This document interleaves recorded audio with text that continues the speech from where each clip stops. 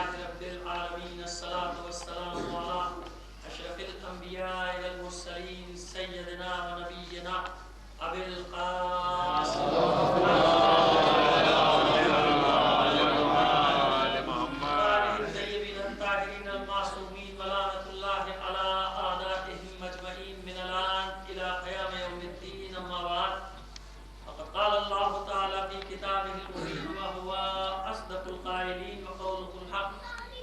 بسم الله الرحمن الرحيم ووصينا الإنسان بوالديه حملته أمه وحنا على وحن وفصاله في عامين أن اشكر لي ولوالديك إلي المصير. صلوات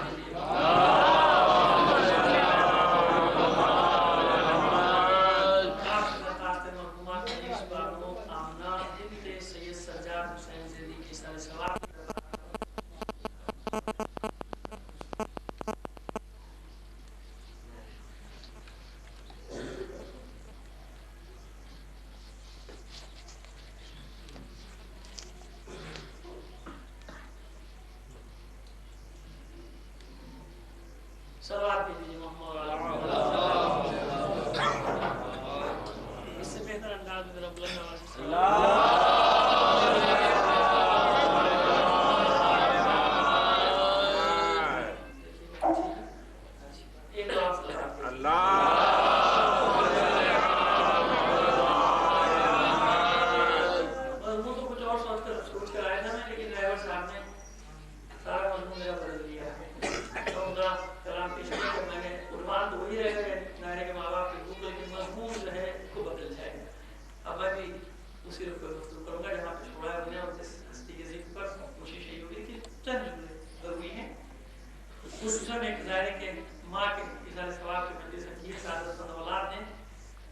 انصاف یہی ہوتا ہے کہ جس مناسبت سے مجلس ہو اس مناسبت کا ذکر ضرور ہونا چاہیے تاکہ جو بچے بیٹھے ہیں جوان بیٹھے ہیں وہ لوگ تو بہت زیادہ جانتے ہیں ہم سے تھوڑا سا ان کے تربیتی حوالے سے بھی کچھ بات ہو جائے کہ کانوں میں ماں باپ کا مقام خاص طور پر جو ماں کا مقام قرآن مجید میں صرف قرآن مجید میں نہیں بلکہ عملی میدان میں بھی علم طاہرین اور خود جتنے بھی انبیاء کرام ہیں اور جتنے پیغمبر ہیں جتنے رسول ہیں ان سب نے جس انداز میں ماں باپ کے حقوق کو پیش کیا ہے عملی سیرت کے طور پہ وہ ضروری ہے کہ لوگوں کے سامنے وہ چیزیں آنی چاہیے. تو موضوع وہی رہے گا میں نے عرض کر دیا مضمون بدل گیا پہلے کچھ اور تھا مضمون لیکن اب مضمون ہوگا جناب سیدہ سلام اللہ علیہا کی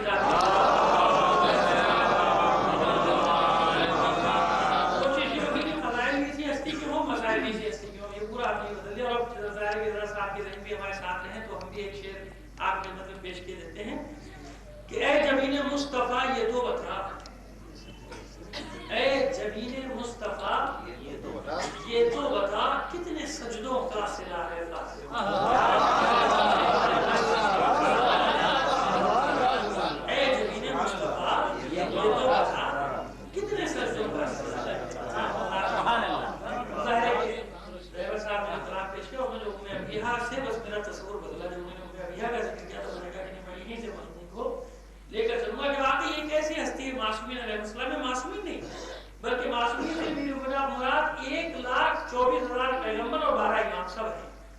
ان سب میں ممتاز مقام نظر آتا ہے مجھے جناب سیدۃ النساء العالمین اور ابھی انشاءاللہ سامنے ثبوت آپ کے سامنے پیش کر دیں گے کتنے اس بات کی کیا مقام ہے اس بیوی کا اس ہستی کا معصومین میں. معصومین سے مراد آدم سے لے کر خاتم تک اور پھر پہلے امام سے لے کر آخری امام تک مقام تک پوری بات کر لیں گے آپ سے. لیکن جیسا میں نے عرض کیا وعدہ کیا اور ایک میری مجبوری کا بھی خیال رکھیے گا کہ علماء کرام کے ساتھ میرا گفتگو کرنا میرے لیے بڑا مشکل ہو جاتا ہے لیکن بہرحال ایک طالب علم کی حیثیت سے اپنے درس کی تکرار لوگوں کی اجازت سے جسارت تو ہو رہی ہے لیکن علماء کرام کی اجازت سے آپ رحمت دے رہا ہوں. ایک بار سلام دیجیے.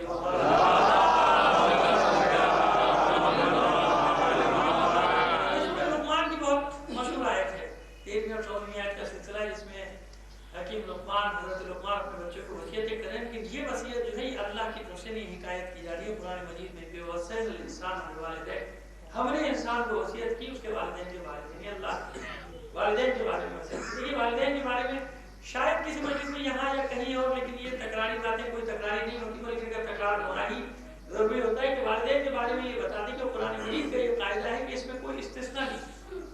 والدین مسلمان ہیں نہیں ہیں مومن ہیں نہیں ہیں کافر ہیں یہودی ہیں عیسائی جو بھی ہیں جب والدین کے حقوق کی بات کی ہے قرآن مجید نے تو کوئی استثناء رکھا ہی نہیں. ایک استثناء ہے بعد میں بتا دیں لیکن اس استثناء میں بھی یہ حکم نہیں دیا کہ والدین سے بڑی آواز میں بات کرنا, بلند آواز سے بات کرنا, انہیں جھڑک دینا, ان کا کہنا ہونا یہ نہیں ہے. وہ استثناء الگ ہے. عبادات میں استثناء کیا ہے, وہ بھی واجبات مستحبات نہیں. واجب کام سے اگر ماں باپ روکے تو وہی وہ آپ کو انجام دینا ہے. مستحب سے روک دے تو کیا کرنا, رک جانا ہے. نہ رکے تو حرام ہو گیا. اگر وہ مستحب ماں کی یا باپ کی تکلیف کا باعث بن جائے تو مستحب ہی نہیں رہتا. جناب پوری ذمہ داری سے کر رہا ہوں اپنی خدمت.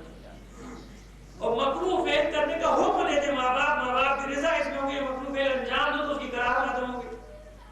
کیونکہ ماں باپ کا حکم اطاعت واجب ہے, ان کی اطاعت واجب ہے تو تکلیف نہ پہنچے زیادہ کرو. اب آپ نے ماں باپ کو مقام دیکھا کہ استثناء کیا ہے, واجب. واجب نماز سے روکے تو نہیں, واجب روزے سے روکے تو نہیں, واجبات میں استثناء. کیوں؟ پہلے اللہ کی اطاعت ہے, بعد میں ماں باپ کی اطاعت ہے. تو واجبات ہے اللہ کی اطاعت میں, لہذا مستحبات اور مکروہات میں رخصت دی گئی انسان کو کہ ماں باپ حکم دے کسی مستحب سے رکھنے کا تو رک جاؤ. بس اس کی آسان سی مثال یہ کہ آپ رجب کے روزے رکھنا چاہتے ہیں, صاحب مستحب ہے, کتنی فضیلت ہے, یہ ہے وہ ہے, پہلے 3 روزے رکھ لے تو پورے سال کے روزے. اور اکثر لوگ نہیں رکھتے واجب روزے کے 3 روزے رکھ لی رجب کے. جیسے نماز نہیں پڑھتے کوئی 6 دن کی قضا تو پڑھ لی. کتنی سہولتیں ہمارے دین میں آپ دیکھیے گا. کیوں پڑھے صاحب واجب, ہم تو 6 دن کی پڑھ لیتے. 23 کی شب میں جب 6 دن کی پڑھ لی تو سارا سال پڑھنے کی کیا ضرورت. وہی میں نے آپ کو اور بھی آسان کر دیا کہ پہلے 3 رجب کے روزے ہیں, پہلا روزے تیسری رجب اس کی جا کے آپ فضائل پڑھ لیجیے.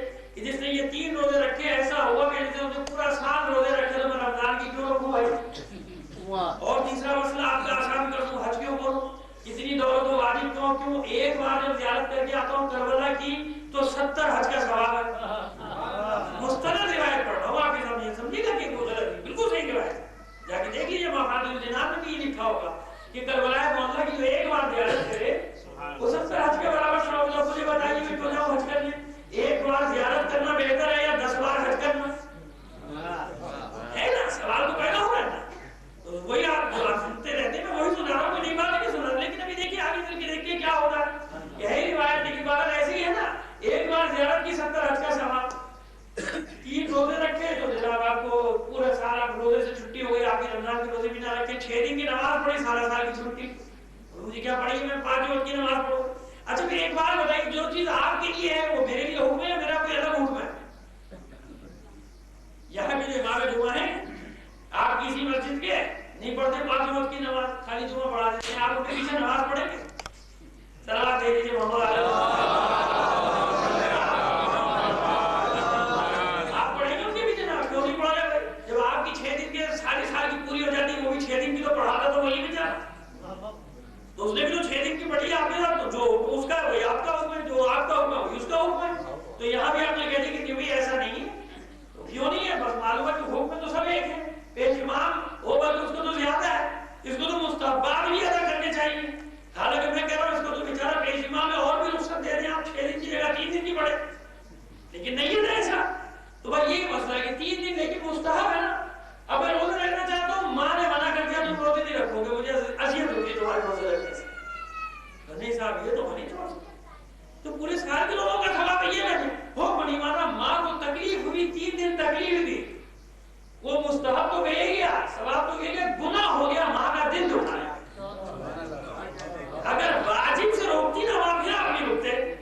اب یہی واجب اور مستحب کا فرق تو سمجھ میں آ گیا نا, کہ مستحب وہ فعل ہوتا ہے کہ جس سے ماں روک دے تو اس کا استحباب ختم ہو گیا. لیکن واجب وہ عمل ہوتا ہے کہ ماں بھی روک دے تو انجام دے رہا ہے. ایک فرق تو یہ آ گیا نا سامنے آپ کو, کہ واجب وہ فعل ہوتا ہے کہ ماں روکے کہ واجب نماز نہ پڑھو نہیں پڑھنی ہے, کیونکہ اب یہ اللہ کی اطاعت سے ماں باپ کی اطاعت کرتا ہے. لیکن خیر تو استثناء کوئی جو ہم نے جہاں سے بات کی کہ ماں باپ کی اطاعت میں استثناء کوئی نہیں رکھا. ماں باپ کا دین کچھ بھی ہو, تمہیں حق نہیں ہے کہ اپنے ماں باپ کے مقابلے میں کھڑے ہو. اب یہ جو مشہور معروف 2 آیتیں اور ہے سورہ بنی اسرائیل کی جو آپ سنتے رہتے ہیں, اور اس میں بہت تفصیل سے اس بات کو بیان کیا گیا. وَلَا تَقُل لَّهُمَا أُفٍّ وَلَا تَنْهَرْهُمَا وَقُل لَّهُمَا قَوْلًا كَرِيمًا وَاخْفِضْ لَهُمَا جَنَاحَ الذُّلِّ مِنَ الرَّحْمَةِ وَقُل رَّبِّ ارْحَمْهُمَا كَمَا رَبَّيَانِي صَغِيرًا. اتنی تفصیل سے حکم بیان کیا کہ اوف بھی نہ کرو, چہرائے کو نہ جھڑکو, ہمیشہ میرے محبت کی آواز پھیلا کے رکھو, کرامت سے بات کرو, نرمی سے بات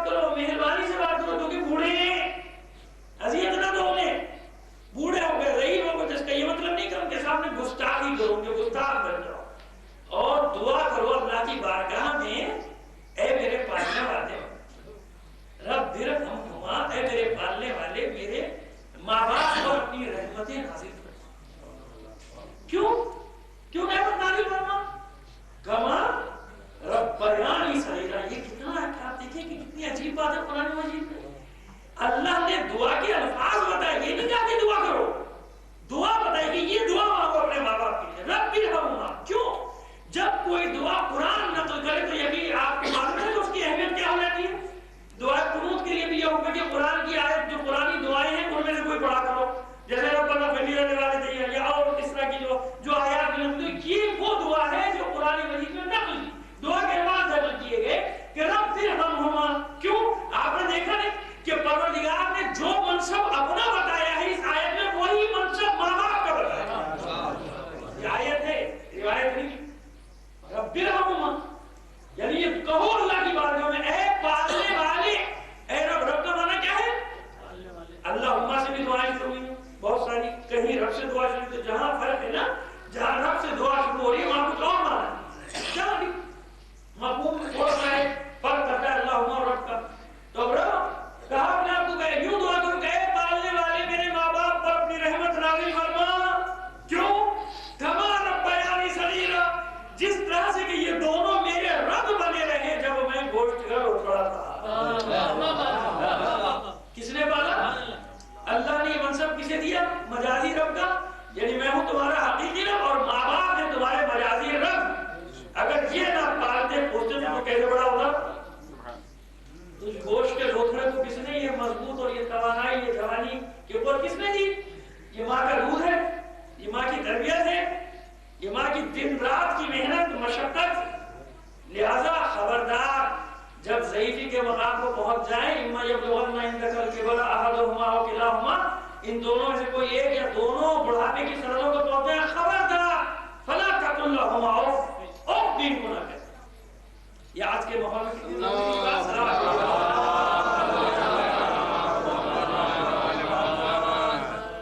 اب یہ کتنا اہم ہو. تو دیکھیں عام انسان کی ماں کا کیا مقام ہے.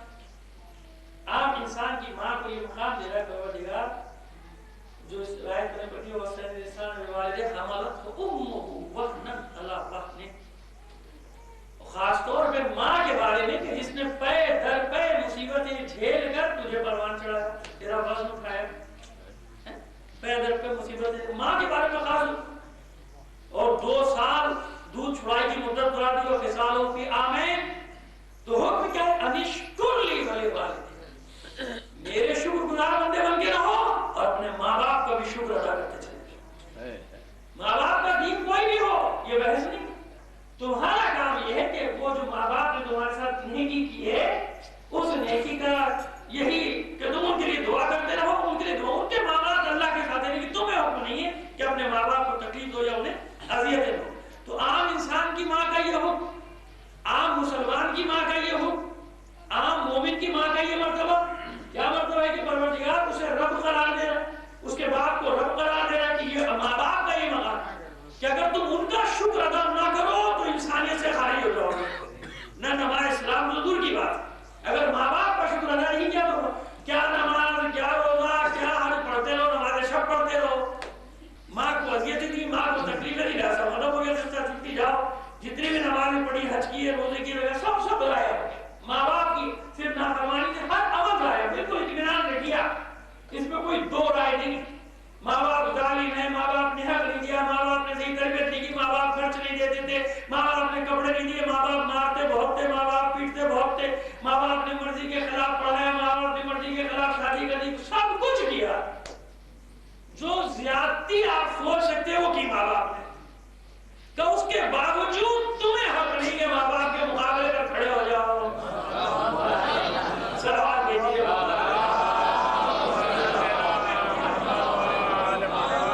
اور اس سے آگے بڑھ کر ماں باپ نے سب کچھ بھی کیا. ماں باپ بے عمل بھی تھے، ماں باپ بے نمازی بھی تھے، ماں باپ گناہگار بھی تھے، اور اللہ پتہ نہیں کیا کہ جو کچھ بھی تھے. لیکن پھر بھی تمہیں اختیار نہیں کہ اپنے ماں باپ کے سامنے وہ کرو. تمہیں حق نہیں دیا. کیوں؟ ان کو ہم نے مجازی رب قرار دیا. مجازی جب ہمیں گوارا نہیں ہے تو جس کو ہم نے مجازی منصب دیا اس کے لیے بھی گوارا ہے. ہم نپٹ لیں گے. ان کا معاملہ ہمارے ساتھ ہے، تمہارے ساتھ ہے. تمہاری عبادت یہ ہے، بلکہ تمہارا امتحان یہ ہے کہ تمام زیادہ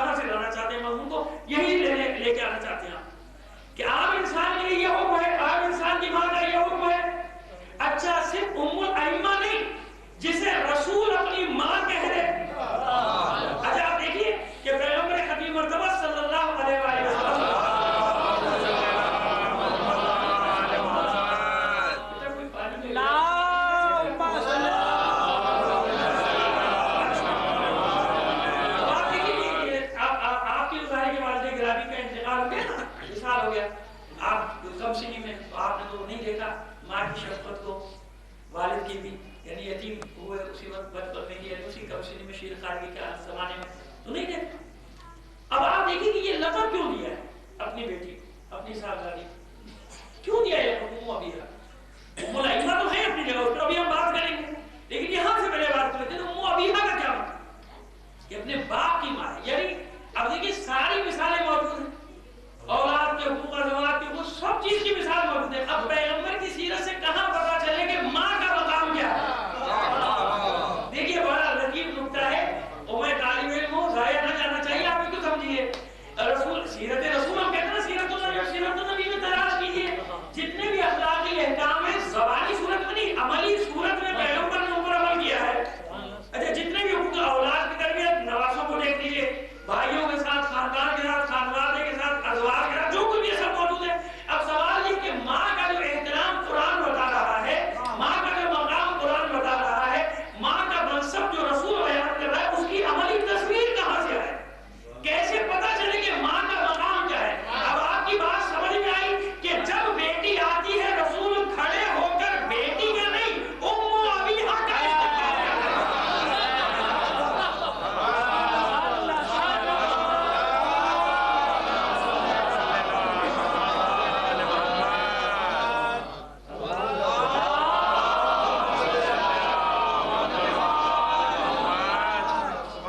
بتائیں اس لیے کھڑا ہو, یا یوں کہہ لیجیے کہ آپ کا خدمت کا انداز ایسا ہے کہ جیسے بچی باپ کی نہیں, جیسے ماں اپنے بچے کا خیال کرتی ہے. اور میں بھی تاریخ سے بتا دیتا ہوں آپ کو کیسے خدمت کرتی ہے بابا کی, بیٹی کی طرح سے نہیں, جیسے ماں اپنے بچے کا خیال کرتی ہے. آپ دیکھیے زمانے جاہلیت میں ابھی پیغمبر نے دعوت کا آغاز کیا ہے, شروع کیا ہے, اس کے بعد ہی تو آپ کی ولادت ہوئی نا, ظاہری ولادت جو پورے فاطمہ ظہور میں آیا صلوات کے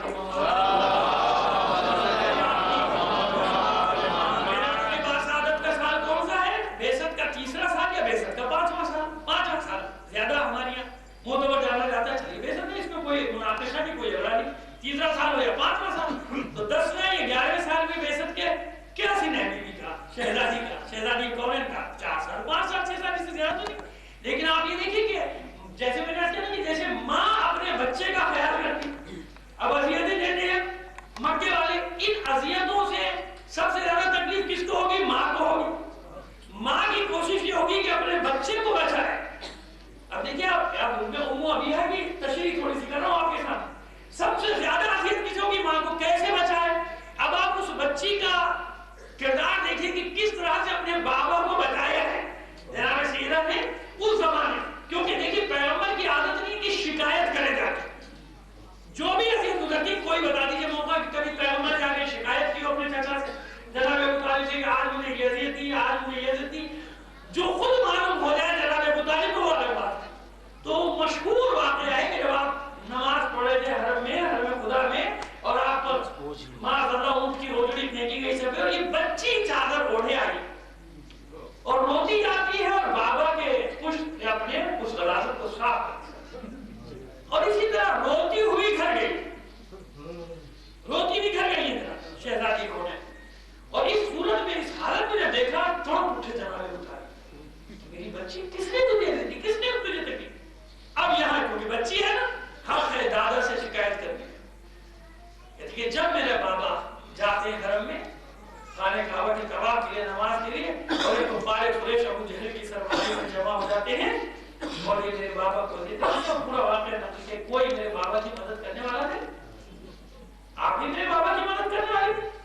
اب کیا ہوا؟ وہ پھر واقعہ کہ شہزادی نے مارنا اپنی کمان سے مارا, سب پا لیا تھا ابو جہل کا, اور پھر کہا کہ سب اپنے اپنے ہتھیار ظاہر کرو. ہاشم نے اپنے ہتھیار ظاہر کیے. پھر اس سردار کو کہا کہ سن لو, میں نے سب کو کہہ دیا تھا کہ تم میں سے ایک بھی بھاگنے کی کوشش کرے قتل کر دیں. اس کے بعد جو کچھ بھی ہوگا حکموں کے خلاف ہم دیکھتے ہیں. آج کے واقعے کو یاد رکھنا, پھر کبھی میرے بھتیجے کو اس طرح سے اذیت دینے کی کوشش نہ کرنا. تو اس کمسنی کے عالم میں دفاع کر رہی ہے اپنے بابا کا, سید کونین. تو یہ وہ دفاع ہے شہزادی کا جو ہر جگہ کیا ہے, کہ جس کے سبب سے جو پیغمبر جب بیٹی آتی ہے تو کھڑے ہو جاتے ہیں. اور پھر یہ مطلب لوگوں نے پوچھا تو ام ابیہ, یہ اپنے بابا کی ماں کے مقام پر ہے. وہ تو احترام ماں کا ہونا چاہیے. وہ رسول اپنی بیٹی کا کر کے بتانے کہ اگر میری ماں ہوتی تو میں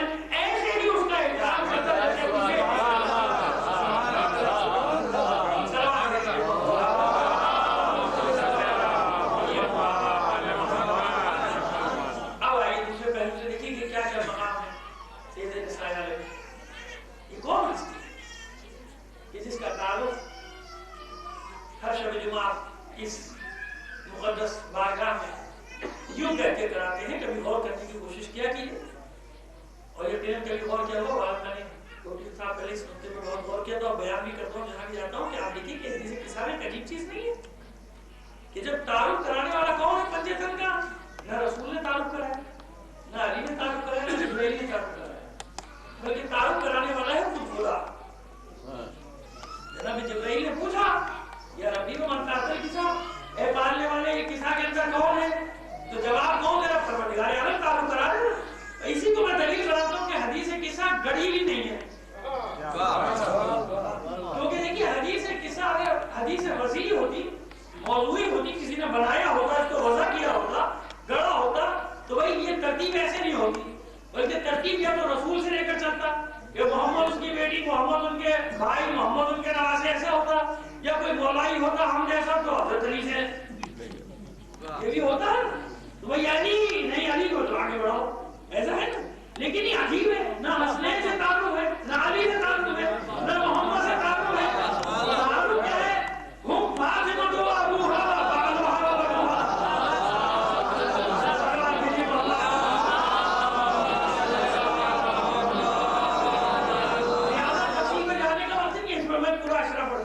حدیث پہ لیکن میں صرف خلاصہ بیان کرنا چاہتا ہوں کہ آپ دیکھیں اب آپ کو سمجھا کہ مقام سیدہ کیا ہے۔ مقام سیدہ یہ ہے کہ اگر فاطمہ سے تعلق نہ ہو تو پنجے تن کا حصار بنتا ہی نہیں، محفوظ نہیں رہے گی، نہ رسالت، نہ ولایت، نہ امامت، کوئی چیز محفوظ نہیں رہ سکتی اگر بیچ میں سیدہ نساء عالمین کی ذات نہ ہو۔ یعنی ہر ایک کی خلقت کا مقصد ہے نا، بے مقصد تو کسی کو خلق نہیں کیا۔ تو اب آپ کی سمجھ میں آئے گا کہ 14 معصومین میں ایک معصومہ کا خلق کیا جانا اس لیے ضروری تھا کہ اگر یہ نہیں تو اپنے کسی کی بھی عصمت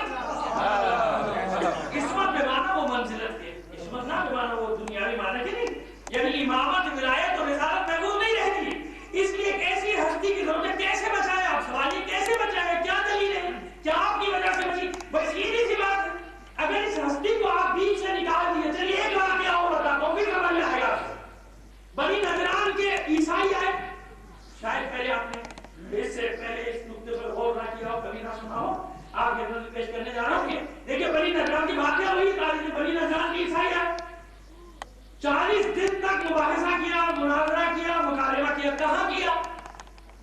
مسجد نبی میں نا، مسجد نبی میں بحث معاہدہ ہوتا رہا۔ اچھا 40 دن تک کیا تنہا رسول تھے؟ باقی لوگوں کے آنے جانے میں پابندی تھی؟ پابندی تو نہیں تھی نا، لوگ بیٹھے ہوتے تھے اور لوگ خدا کے رسول سے جب و بحث کر رہے ہوتے تھے، ایسے ہی تھا نا۔ 40 دن تک مکالمہ مناظرہ، تو سب آتے تھے مسجد نبی میں، جاتے تھے، آ رہے تھے، جا رہے تھے۔ ان 40 دنوں میں مولا کائنات بھی آتے رہے، ظاہر نماز پڑھنے سے پڑھتے تھے، دونوں شہزادے بھی مسجد میں آتے رہے کہ نہیں آتے رہے؟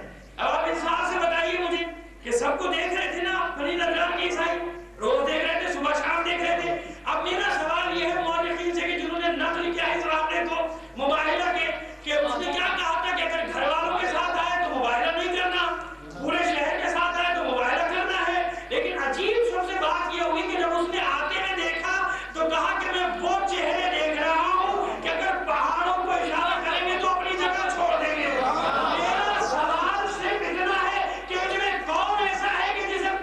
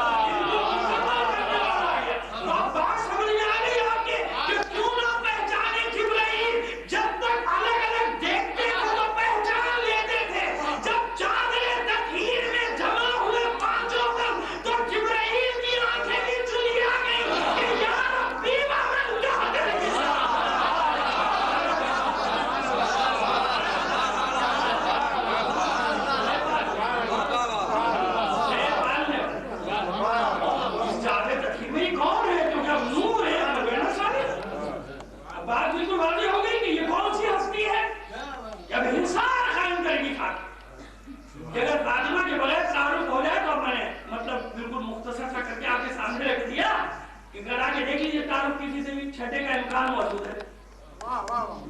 محمد ان کے بھائی, محمد ان کے بیٹے, محمد ان کی بیٹی. ابھی جیسا آپ نے سنا کہ کتنی بیٹیاں لے آئیں گے لوگ. اگر تعارف یوں ہو جائے کہ محمد ان کی بیٹی, لوگوں نے ہاں تو اور بھی بیٹیاں تھی, کوئی بھی ہو. محمد ان کے بھائی, ہاں اور بھی بھائی تھے. نواسے بھی کھڑے تھے لوگوں, نواسے بھی رکھ دیں گے آپ کے سامنے, یہ نواسے. یہی مولا کائنات سے تعلق کرا کے دیکھ لیجیے, چھٹے کا امکان موجود ہے. یہی آپ حسنین علیہ السلام سے تعلق کرا کے دیکھ لیجیے, چھٹے کے داخلے کا امکان موجود ہے. اب آگے سمجھ جائے کہ پنجتن کا حساب کب بنے گا؟ جب تعارف ہوگا سید کونین سے, شہزادی کونین.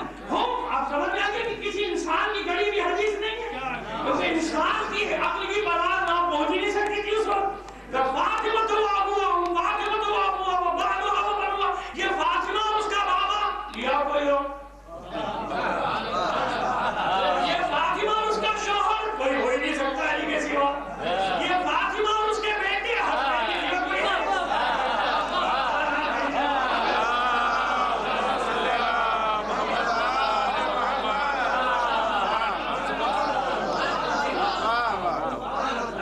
ہستی ہے, ماں کی حیثیت میں بھی سامنے ہے, زوجہ کی حیثیت میں بھی سامنے ہے, بیٹی کی حیثیت میں بھی سامنے. ایک کردار بچا, ایک ہستی ہے, تین کردار آپ کے سامنے ہے. ماں کی حیثیت سے کیا مقام ہے, بیٹی کی حیثیت سے کیا مقام ہے, رسول کی بیٹی کی حیثیت سے, اور حسنین کی ماں اور زوجہ ہمسر علی, ہمسر علی کی حیثیت سے کیا مقام ہے آپ کے سامنے بات. اب ایک رشتہ بچا, خاتون کی حیثیت سے بہن کا رشتہ. اب بھائی نہیں ہے کوئی, کیونکہ بھائی نہیں, بہنیں ہیں تو ہمیں تعریف میں ملا نہیں بھائی کچھ, ہمیں نہیں ملا, بنا دیا ہوگا لیکن ہمیں نہیں ملا کہ کیسے ساتھ رہتے بہن.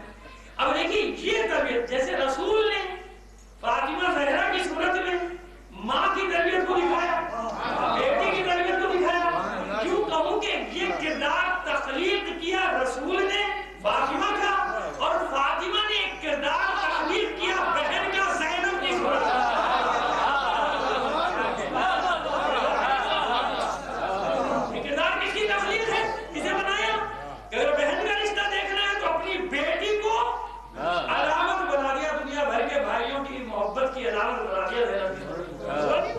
سارے کریکٹر سامنے آگے نکل چلی ابھی ایک اور تھوڑا سا بات کو آگے بڑھائے دیتے ہیں آپ کے سامنے.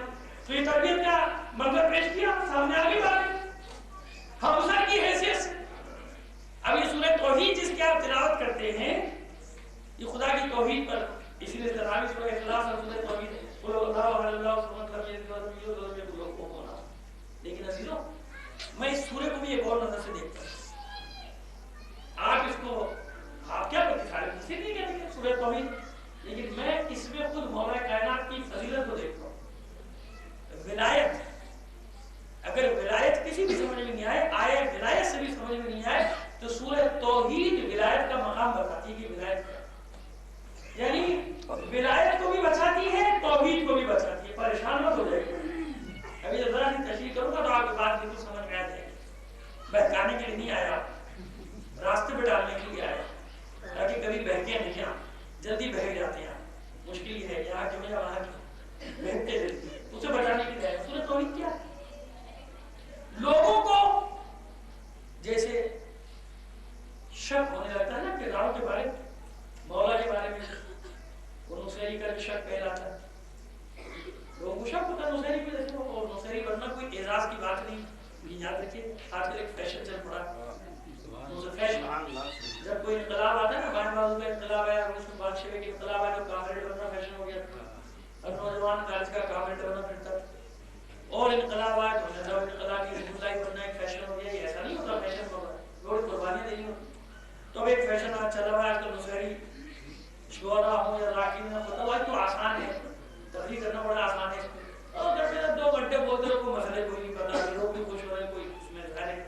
اور زیادہ کتابیں بھی کھانا بھی کچھ نہیں کرنا, خالی وہ یہی تو ثابت کرنا ہے کہ خدا بات کر رہا ہوں. پبلک بھی خوش, میں بھی خوش, بانی اعضا بھی خوش, میں بھی خوش. لیکن یہ دیکھو کہ اس خوشی میں اللہ بھی کہیں خوش ہوا کہ نہیں ہوا. اس خوشی میں یہ دیکھو کہ میرا مولا بھی خوش ہوا کہ نہیں ہوا. میرا مولا خوش ہوا, میرا امام خوش ہوا, میرا رسول خوش ہوا. ہر رسول نے دیکھا تو چاہے گھر کی خوشی ہو, انفرادی خوشی ہو, خاندانی خوشی ہو یا اجتماعی خوشی ہو, اس خوشی میں دیکھا کرو کہ اللہ رسول اور امام خوش ہو رہا ہے، نہیں علی میں خوش ہو جا رہا، ایسا نہیں ہوتا، نہیں ہمیں ان کی خوشی کو پیش نظر رکھنا ہے۔ تو یہ عرض کرنا چاہ رہا ہوں، آپ نے بڑا فیصلہ ہے دوسرے کہ سورہ توحید نے بتائی، حد بتائی۔ اچھا آپ دیکھیے احد اور واحد کا حد کیا ہے؟ اس سورہ میں کیا ہے؟ اللہ قل هو اللہ احد، اللہ احد ہے، ایک ہے، واحد نہیں ہے۔ احد کا کیا مطلب ہے؟ جس کو انڈیوائڈ، جس کا کوئی ثانی نہ ہو۔ تو اللہ کی کبریائی کس میں ہے کہ وہ اکیلا ہو، یکتا ہو، ہے نا؟ اللہ کی کبریائی کس میں ہے؟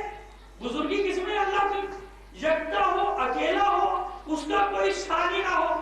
اور علی نہیں رہتا جب تک اس کا ثانی حسن، ثالث حسین، رابع زین العابدین، خامس محمد باقر، آپ بتائیے علی رہے گا کہ علی سے یہ 11 اماموں کا سلسلہ نہ ہو؟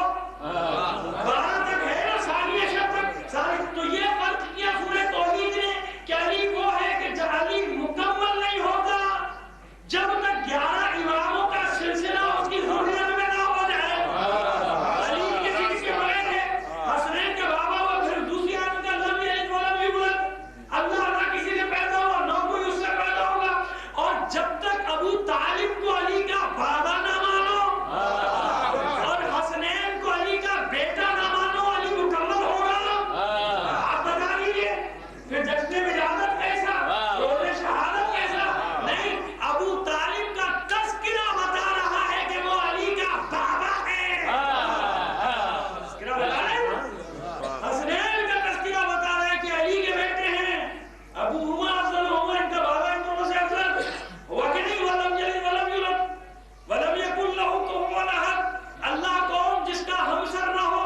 تو اللہ کی بزرگی کس میں، اللہ کی کبریائی کس میں کہ اس کا کوئی ہمسر نہ ہو۔ اور بتائیے اگر فاطمہ علی کی ہمسر نہ ہو تو علی مکمل ہوگا؟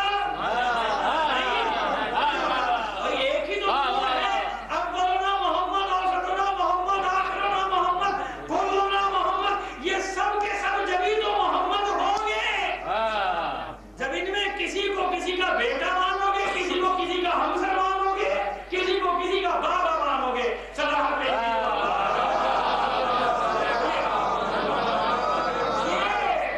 یہ شہزادی کونین کا مقام ہے کہ توحید بھی بچا رہی ہے، رسالت بھی بچا رہی ہے، ولایت کا بھی دفاع کر رہی ہے، امامت کا بھی دفاع کر رہی ہے۔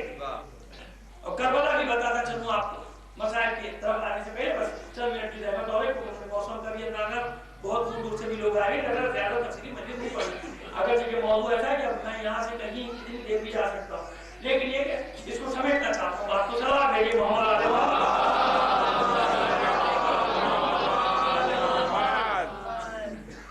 کیسی ہستی ہے فاطمہ زہرا کی، کیسی ہستی ہے شہزادی کونین کی، کیسی ہستی ہے تمام عالمین کی خواتین کی سردار کی، کہ رسالت بھی بتا دی ہے، ولایت بھی، امامت بھی۔ کیسے؟ حدیث قصہ مباہلہ، یہ مثالیں آپ کے سامنے آ گئی کہ اس کے بغیر دیکھ رہے تھے وہ، لیکن پتہ نہیں کہاں آنکھیں نہیں چلی آئی تھی، لیکن جب یہ پانچوں ایک جگہ اکٹھا ہوئے تو مکمل نہیں ہو رہا تھا نور جب تک نور فاطمہ اس میں شامل، ہم نے ایسا نہیں، ایک ہی نور ہے نا، سب کا ایک ہی نور ہے۔ اب بچایا کیسے؟ آپ دیکھیے کربلا کیا ہے شہزادی کی، کربلا یہ ہے شہزادی کی کہ جہاں مشیت الہی، میں اس کو مجبوری نہیں کہتا، اگرچہ کہ مجازن مجبوری بھی کہا جا سکتا، لیکن نہیں کہتا کہ آپ لوگ عادی نہیں ہیں سننے کی، کہ مجازن بھی مجبوری نہ کہو چلو معصوم کے لیے، تو مشیت تو کہا جائے گا نا۔ مشیت الہی نے پابند کر دیا، مشیت الہی پابند کر دیا مولا کائنات کو گھر میں کہ دربار لے کے نہیں نکلنا، ایسے ہی ہے نا، یہی ہوا نا جو واقعات ہو رہے ہیں کہ میں اس قسم کی مدارس پڑھنے کا عادی نہیں، لیکن بھارت اتنا اشارہ ظاہر مومنین کا منظر خود ہی سمجھ گئے کہ حالات نے، مشیت الہی نے، یہ امتحان تھا مولا کائنات کا، سب سے بڑا امتحان تھا مولا کائنات کی کربلا یہ تھی کہ صاحب ذوالفقار ہونے کے باوجود، فاتح بدر ہونے، فاتح خیبر خندق ہونے کے باوجود یہ امتحان کی منزل علی کی کہ کر کے بھگوڑے آج رسی لے کر آتے صحیح ہے بھگوڑے تو کہ جانتے ہیں کہ علی تلوار اٹھائے تو مصیبت، تو بھی ہمارا مسئلہ حل ہو جائے گا، تلوار چل جائے گی اسلام کی گلے میں، اسلام ختم ہو جائے گا، نہیں چلاتے تو ہم سورما بن جائیں گے۔ تو دونوں میں ہوتا ہے تو اسی لیے تھا نا کہ وہ ظلم شخصیت میں جو مولا کائنات اپنے درد کو کہ ہڈی کی ذرا میرے گلے میں پھنس گئی تھی پھانس کہ نہ نکلنے پر کتنا بڑا امتحان. تو یہ امتحان مولا کائنات کا. لیکن اگر یہ امتحان نہ ہو تو شہزادی کونین کی کربلا سامنے نہیں آتی.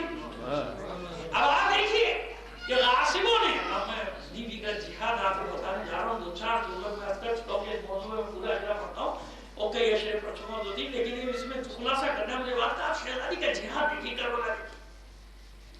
جب غصب کیا فدق کو ہر چیز غصب کری سب کچھ ہو گیا، سارے معاملات ہو گئے. اب کہا کہ بابا میرا فدق گواہ لاؤ، مقدمہ چلا ہے. کیوں؟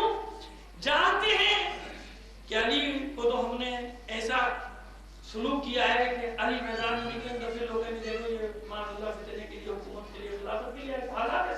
تاریخ کا تجزیہ جب آپ کریں گے، تاریخ پڑھیں گے تو آپ کے سامنے بہت سارے المیے سامنے آئیں گے، لیکن تاریخ کے آبادی بھی نہیں، وہ ضرورت بھی نہیں تاریخ کی. جب مفتی میں جنت کے لیے تاریخ کو پڑھو، ضرورت پڑھنے لکھنے کی ضرورت کیا ہے؟ پڑھنے لکھتے تھے پہلے زمانے کے لوگوں کو ضرورت کیا؟ تو کوئی ضرورت نہیں، نہ بچوں کو نہ بڑھو.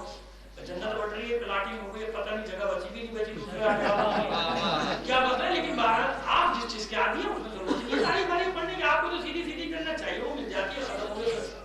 اور جبکہ حسینیت کہتی ہے جنت کا معاملہ تھوڑی ہے، حسینیت کہتی ہے جنت کا معاملہ. تو حسین نے جنت دے دی تھی کہ نہیں دی تھی؟ شب عاشور تو چلے جاتے حسین کے انصار، ہم ہوتے تو چلے جاتے. اور جنت تک نہیں ہے، کیا کرنا، چلو گھر. انصار حسینی گئے تھے، آپ خود سوچیے گئے تھے تو انہیں جب ہی بتا دیں کہ معاملہ جنت کا تھوڑی ہے، معاملہ غیرت اور حمیت کا ہے، معاملہ شجاعت کا ہے، معاملہ بہادری کا ہے، معاملہ غیرت مندوں کا ہے، معاملہ بے غیرتوں سے حفاظت کے ساتھ سوال کرو کہ اسے تو وہی غیرت مندوں، غیرت مند ہے ہم لوگ، وہ حمیت ہے. علی کے ماننے والے جنت کا کیا مسئلہ ہے؟ جنت کا مسئلہ تھوڑی ہے. لیکن ہماری مشکل ہے کہ جنت میں گاڑی رک گئی، خدم کرتا مل گئی. اب تو تاریخ کون پڑھے، کون تجزیہ کرے، کون تحقیق کرے تاریخ میں کیا ہوا. جنت چھوڑو، جانے دو، جنت مل گئی، ختم ہو گئی بات. منہ سے میں نعرے لگانے سے جنت ملی تو محنت کرنے کی کیا ضرورت ہے، نمازیں پڑھنے کی کیا ضرورت ہے.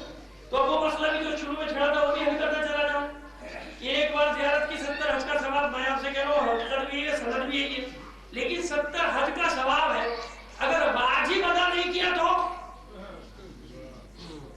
ایک بار زیارت کی 70 حج کا ثواب مثل 70 حج کے. جس نے واجب حج ادا نہیں کیا ختم ہوئی بات. میں نے کیا کہا کہ واجب کا معاملہ الگ ہے، مستحب کا معاملہ الگ ہے. ایک بار واجب ادا کر دیا تو آپ نے ایک بار زیارت کا آپ کہتے وہاں چل کے جاؤ، سچی نیت تھی تو نہیں بھی گئے تو مر گئے، جنازہ وہاں چلا جائے گا، لاش وہاں چلی جائے گی، منہ وہاں ہو جائے گی، وہاں سے فالتو کو نکال کے پھینک دیا جائے گا. آپ کو آپ کو یہ جگہ سمجھے گا کہ فالتو لوگ کو آگے لیٹے ہیں، فالتو لوگ کوئی نہیں لیٹا ہوا، وہ نکال دیں گے. اور جن کو نہیں، جن کو نکالنا ہوگا امام خدا کے نکال کے پھینک دیں گے سب کے سامنے. یہ لوگ ایسا ہے نا، تو اس میں تو کون سی ایسی بات ہے. لیکن جب تک واجب ادا نہ ہو، واجب رمضان کے روزے نہ رکھے تو 3 روزے فائدہ دیں گے آپ کو؟ نہیں دیں گے سرکار. واجب نمازوں میں جو کمی بیشی سارا سال رہ جاتی ہے، میں انسان ہوں، خطا کا پتلا ہوں، کبھی بھول گیا، کبھی غلطی ہو گئی، کبھی 3 کی 4 ہو گئی، 4 کی 2 ہو گئی. چلو وہ 6 دن کی قضا پڑھو گے تو کیا ہوتا ہے کہ وہ ساری جو کمی بیشی تھی وہ اللہ انشاءاللہ معاف کرنے کا پوری ہو جائے گی. یہ مسئلہ ہے. لیکن یہاں تو مسئلہ ہی دوسرا ہے. اب تو وہ 6 دن کی بھی چھٹی تو ضرورت کیا ہے علی والوں کو نماز پڑھنے کی؟ بھائی ہمیں کیا کہ ہمارا کیا نماز ہے تو بنا پڑھو بھائی. دے دینا خود ہی علی کو جواب، کیونکہ مجھے تو اللہ نے کہا نہیں نماز واجب، مجھے تو علی نے کہا نماز واجب. یہ تو نہ جبرائیل نے آگے نہیں بتایا، مجھے حضرت جبرائیل نے نہیں کہا نماز پڑھو، نہ اللہ نے کہا نماز پڑھو. میں تو پہلے علی کی حقانیت پر یقین لایا ہوں، ایمان لایا ہوں، اس کے بعد میں نے ہاتھ کھول کے اس لیے نماز پڑھی کہ میرے مولا کا حکم ہے. تو آپ فضائل پتہ نہیں کہاں ڈھونڈتے، میں تو ہر عبادت میں فضائل ڈھونڈتا ہوں. اگر میں ہاتھ کھول کے نماز پڑھتا ہوں، دشمن علی پہ بجلی گرتی ہے یا نہیں گرتی؟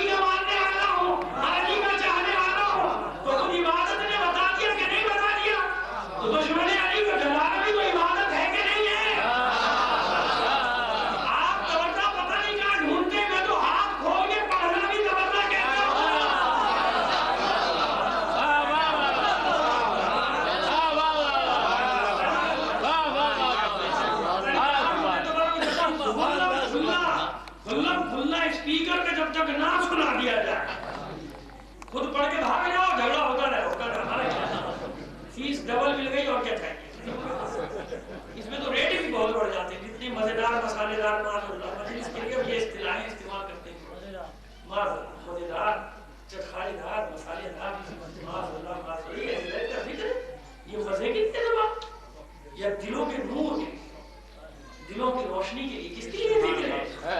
ایسا ہے نا؟ تو صلاح کریے محمد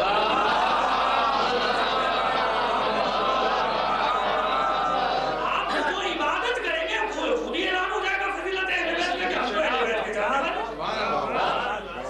2 منٹ 4 منٹ 5 منٹ پہلے شہری کا اعلان بتا رہا ہے کہ جی ہم تو علی کے ماننے والے اللہ نے آپ سے کہا روزہ رکھو نہیں یہ ائمہ طاہرین کے پہنچائے گئے احکام ہے نا بھائی میرے کس کے احکام ہیں ائمہ طاہرین کے روزہ 10 منٹ کے بعد کھولیں گے جی کیوں ہمارے اماموں کا حکم ہے بات ختم ہو گئی مجھے تو امام نے بتایا تو امام کی فضیلت کہاں ہے جہاں ان احکام کو بجا لاتے رہو گے تبلیغ خود ہوتی رہے گی خود ہوتی رہے گی اب دیکھیے کہ مولا کائنات کے لیے مشیت کا امتحان کتنا بڑا کہ کل کے بھگوڑے رسی لے گیا ادھر رسم ہو گیا مقدمہ تیار ہو گیا اب خوش ہے کہ وہ بیوی کی جس کے پڑوسی نے کبھی اس کی آواز نہیں سنی وہ مقدمہ کیسے لڑی گھریلو خاتون اور وہاں بھی جتنی اپنی پٹوی یا تو آئیں گی ہی کیونکہ مقدمہ لڑیں گی کیسے اور رسول کے کو پورا یقین تھا کہ رسول کی بیٹی آئے گی باپ کے لیے لڑنے کی حوالت کر دیں اور اگر آ گئے تو دنیاوی طور پہ گواہی نہیں پھر بھی ہمارا پتہ ہو جائے گی کہ جو ایک باپ کے لیے آتا ایک باپ کے لیے چلیے تو یہاں پھر مجھے کسی کا شعر یاد آ رہا ہے میں تیرے قربان شہزادی فدق کے قصے میں یہ سیاست میں تیرے قربان شہزادی فدق کے قصے میں یہ سیاست جو تو نہ اٹھنی تو اٹھ نہ سکتا خلافت قاسمہ کا پردہ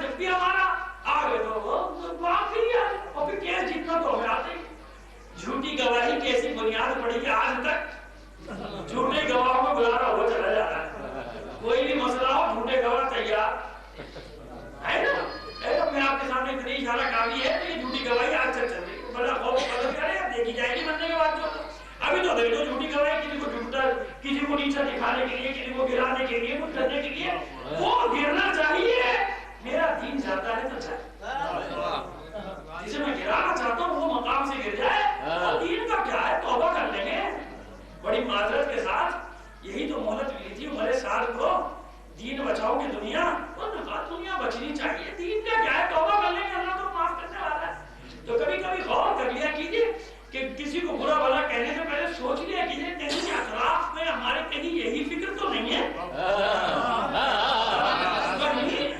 خدا نہ کرے مبارک نہیں ہے تو میں کسی کو کچھ نہیں کر رہا لیکن کبھی خوش کر لیا کہ فکر دین ہے اصل لہذا سازش تیار ہوئی اب آپ دیکھیں مولا کائنات کو روکنا چاہیے نا شہزادی کو نہیں روکا مقدمہ لڑنے سے کیوں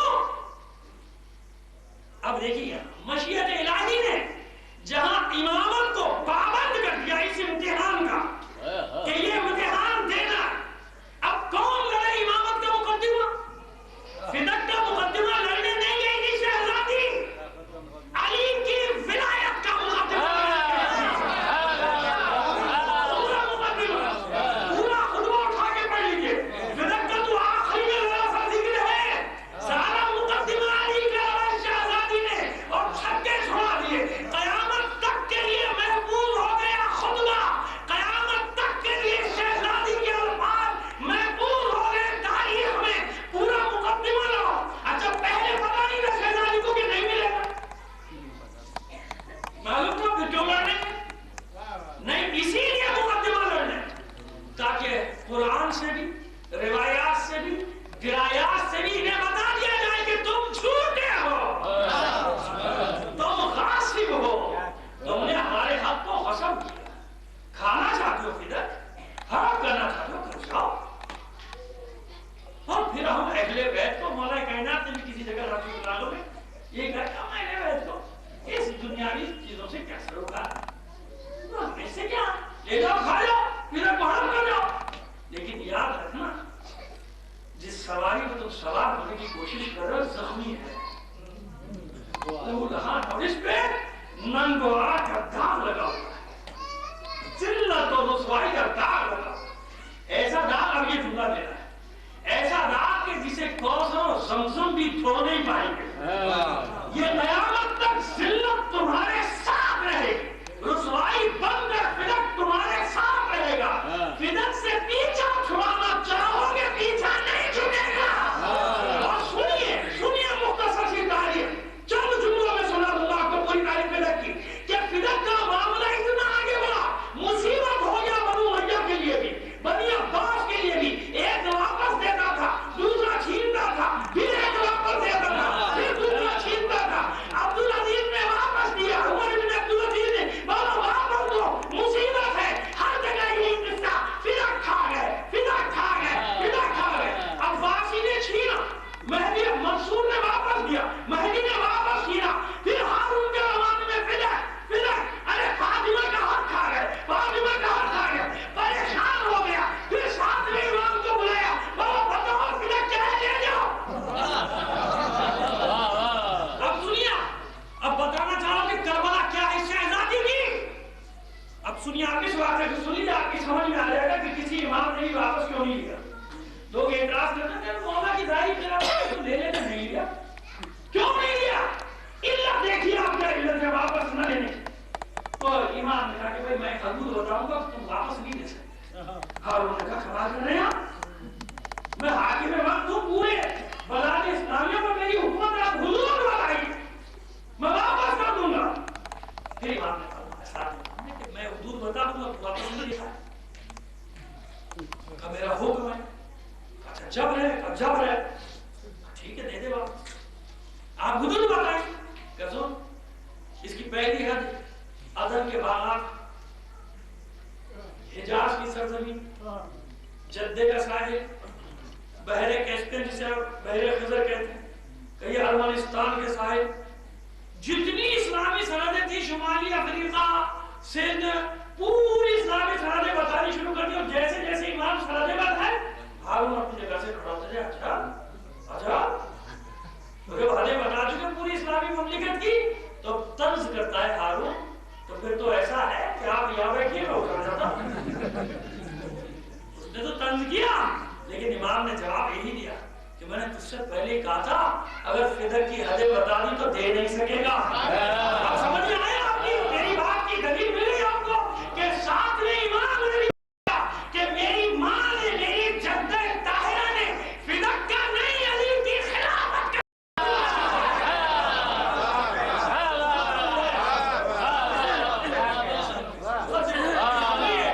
तो जिस चीज को शहजादी ने नंगो आर जिल्लत का दाग बना दिया, जिस चीज को शहजादी ने कयामत तक के लिए चेहरे की स्याही बनकर उनके साथ रहने दिया, कोई इमाम वापस नहीं लेगा।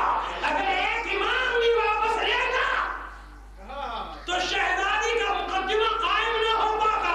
लिहाजा किसी इमाम ने वापस लिया नहीं, जिसे फातिमा दुख्तर रसूल ने जिल्लत बना दिया। कयामत तक ये पीछा छुड़ाएंगे, फिदक इनका पीछा नहीं छोड़ेगा। चलो आगे।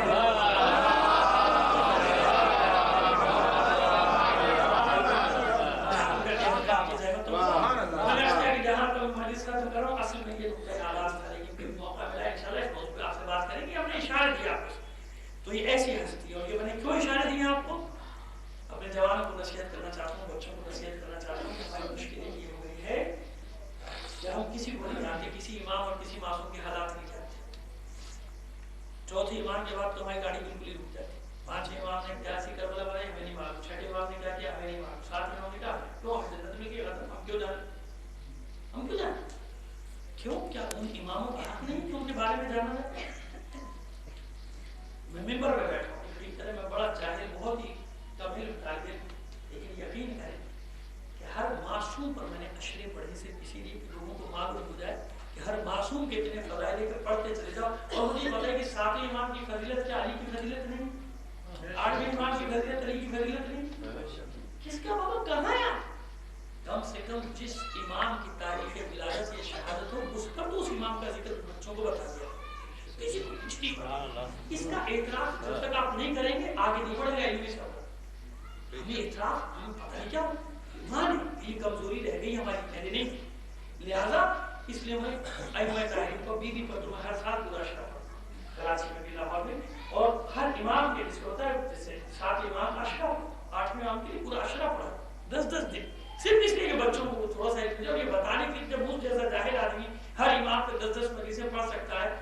उलमा और भी ज्यादा होना चाहिए ना, लेकिन उसमें आपकी भी कमजोरी है, आपको भी बस कुछ और चाहिए, मजमा होना चाहिए। एक बात बाबा हो गई, दूसरी बात दूसरे दिन मजलिस कैसी हुई, और जबरदस्त, बोल क्या पढ़ा, कहिए नहीं पढ़ा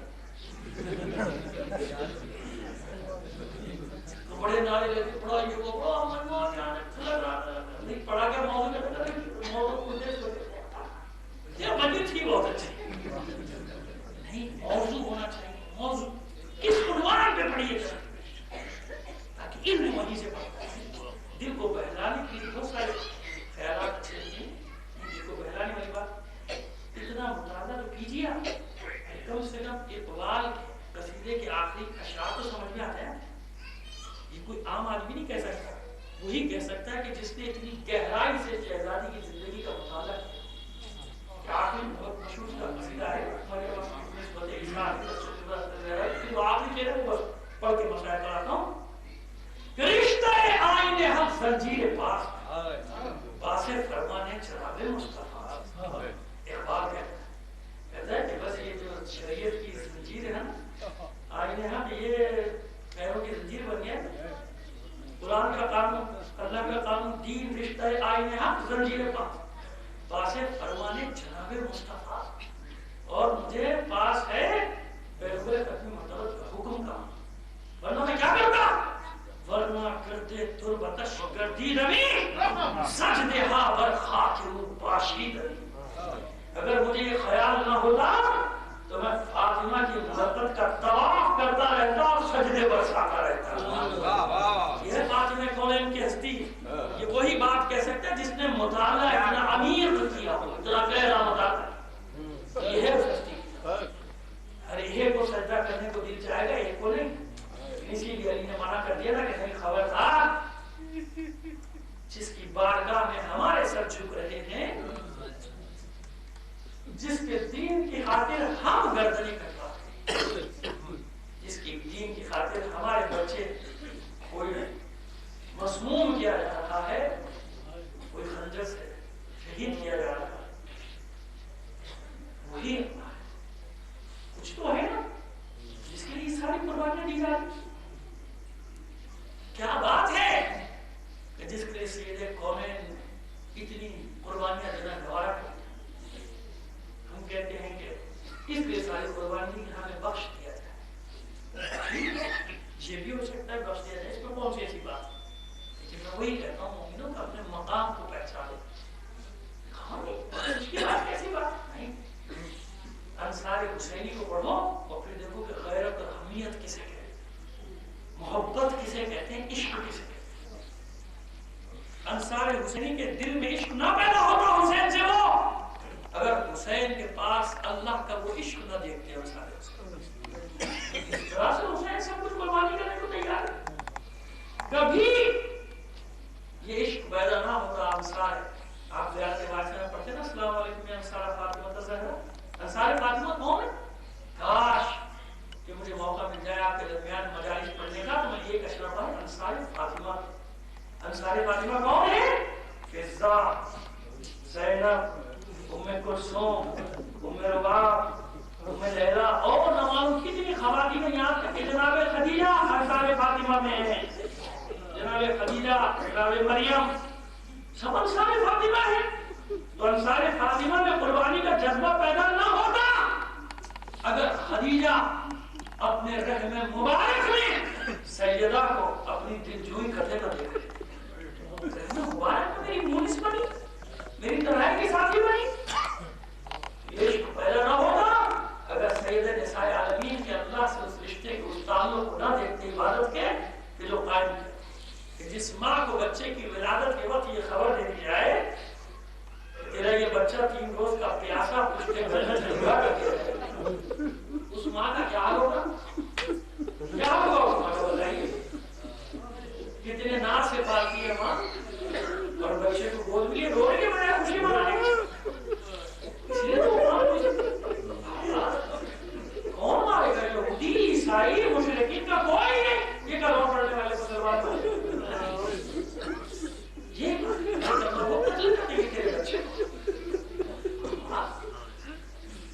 रोने वाला नहीं, आप नहीं होंगे,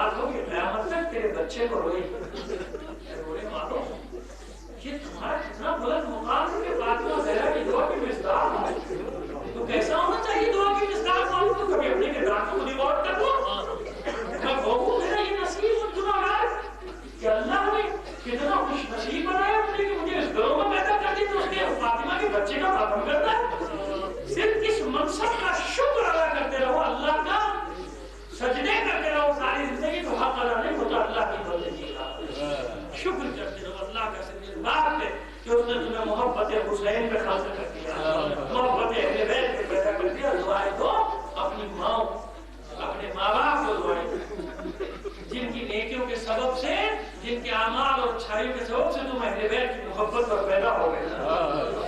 کیا یہ اس قابل نہیں اللہ کا انعام کہ ہم اس کا شکر ادا کریں؟ حسین شکر ادا کر رہا ہے، علی شکر ادا کر رہا ہے، زیر خنجر مناجات کر رہا ہے. اللہ کی حسین پالنے والے شکر کرتا ادا کرتا ہوں، تیرا حمد بجا لاتا ہوں اس انعام پر جو تو نے مجھے دیا. تو وہ تو شکر ادا کر رہے ہیں، اس لیے مصیبتیں اٹھا رہے ہیں، ساری مصیبتیں اٹھا رہے ہیں. لوگ فاطمہ جو قربانیاں دے تو وہ ماں اپنے بچے کو کیسے پالے گی؟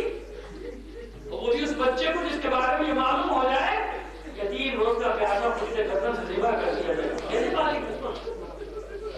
بس میں تو یہی دیکھتا ہوں آنگن میں علی کے اگر کبھی دوڑتے دوڑتے حسین ٹھوکر کھا کے گر جاتا ہوگا تو ماں زمین پر گرنے سے پہلے پہنچ جاتی ہے. زمین پہ گرنے نہیں کیا ہوگا کبھی، میں روایت نہیں پڑھتا. میں وہ بات اس روایت کو جو پڑھنا چاہتا ہوں مسائل کے سامنے رکھتے ہوئے یہ جملہ کہہ رہا ہوں کہ کبھی فاطمہ نے گرنے نہیں کیا. گرنے سے پہلے حسین کو سنبھالا ہوگا اور گلے سے لگا کے روتی ہوگی، اور کبھی بچہ حیرانی سے کہتا بھی ہوگا ماں سے کھلائی مجھے تو چھوٹی نہیں لگی. آپ اب یہ ماں کیسے بتائے اپنے بچے کو کہ میں کیا سوچ ہے نا؟ کیسے پالیں گے اپنے بچے کو؟ وہی جو ہمارے نوا اور مرثیہ لکھنے والے بیان کرتے ہیں ظاہر کے منظر کشی کرتے ہیں. بات روایت کی نہیں، بات احساسات کی ہے. اگر چکی بھی پیستی ہوگی ماں اپنی گود سے حسین کو جدا نہیں کرتی. اس طرح سے پرورش کی ہے حسین کی جیسا کونین نے، اور اسی کے لیے وصیت ہے. اب ایک جملہ کہنے کی جسارت کرنا پوری مجلس پڑھنے کے بعد کہ یوں تیار کیا زینب کو حسین کے لیے، ام ابیہا جیسے رسول کے لیے فاطمہ بن گئی تھی. زینب کا ہاتھ حسین کے ہاتھ میں نہیں دیا، بلکہ زینب کو نصیحت کی. چھوٹی بہن ہونے کے باوجود زینب جہاں کہاں میرا حسین جائے ساتھ میری نیابت کرتا ہے، میری نائی کرتا میری نائی کرتا. آج یہ بتایا وصیت وہ رات آئی جس کا وعدہ ہے، جس کا بے چینی سے انتظار کر رہی ہے شہزادی، اور خوش ہے. اسما بھی حیران ہے، مرزا بھی حیران ہے. شہزادی کبھی بابا کی وفات کے بعد سے لے کر آج تک، بابا مثال سے لے کر آج تک کبھی آپ کو اتنا خوش نہیں رہے کہ آج وعدہ پورا ہونے کی رات. میرے بابا نے آخری وقت میں مجھ سے یہی کہا تھا کہ سب سے پہلے تم آ کے ملو گی. جس کا وقت نزدیک ہوا بچے بابا کے ساتھ بچے سے چلے. آج سارے کام شہزادی اپنے ہاتھ سے کرتے. کام تقسیم تھے نا گھر میں، ایک دن کوئی چکی پیستا تھا، ایک دن کوئی صفائی کرتا تھا، ایک دن کوئی کھانا بناتا تھا. آج سارے کام نہیں. آج میں خود حالانکہ بخار میں تب بخار ہے کیوں عزیز میں شہزادی جانتے نا جب کا پر دروازہ کی رکھا تھا مزار ہے محسن شہری تو اللہ کچھ نہیں پہلے یہ صاحب آمیات کا 70 دن میں تو ہو گئے تھے.